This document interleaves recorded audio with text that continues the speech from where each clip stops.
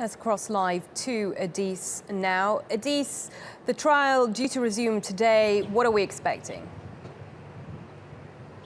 Well, it's expected to start around midday local time, that's 9 GMT, when these 8 suspects are brought from Kavala. And that's important to note because while until yesterday they were detained here in Alexandroupolis, we understand that as of yesterday, they've been transferred to Kavala, to a nearby city, for security reasons, because here in northeastern Greece, as you might know, there is a population of Turkic minorities with organic bonds to Turkey, and they've been also outraged by this trial and by the fact that these suspects still haven't been extradited back to Turkey. Now, today, once this trial starts, one among the 8, the pilot of the helicopter himself, is charged with entering the Greek airspace illegally, and all the 7 others among him are blamed for being accomplices. And we understand that normally legal battles in Greece can drag on for quite some time, but because of the urgency of this situation,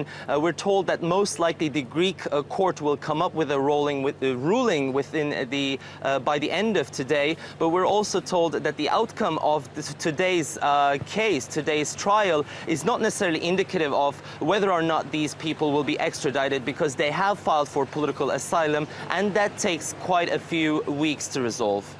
Ediz, you've been in Greece for a few days now. What is the feeling there towards the extradition of these suspects and to what is going on in Turkey?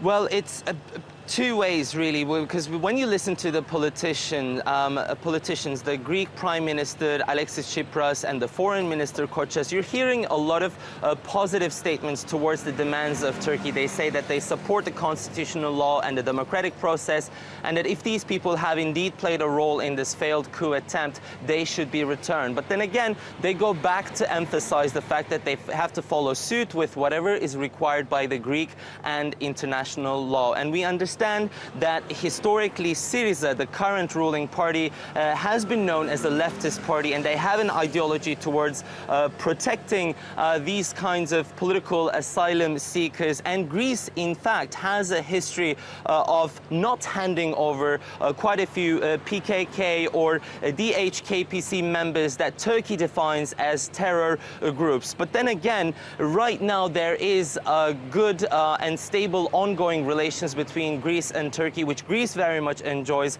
So we understand that Greece also doesn't want to ruin the current status quo. And also, we're told that they don't necessarily want to set a new precedent, which could open the way for more military figures or others from Turkey escaping to Greece for political asylum. Okay, Ediz, many thanks for that. Ediz Tiyansan there live for us.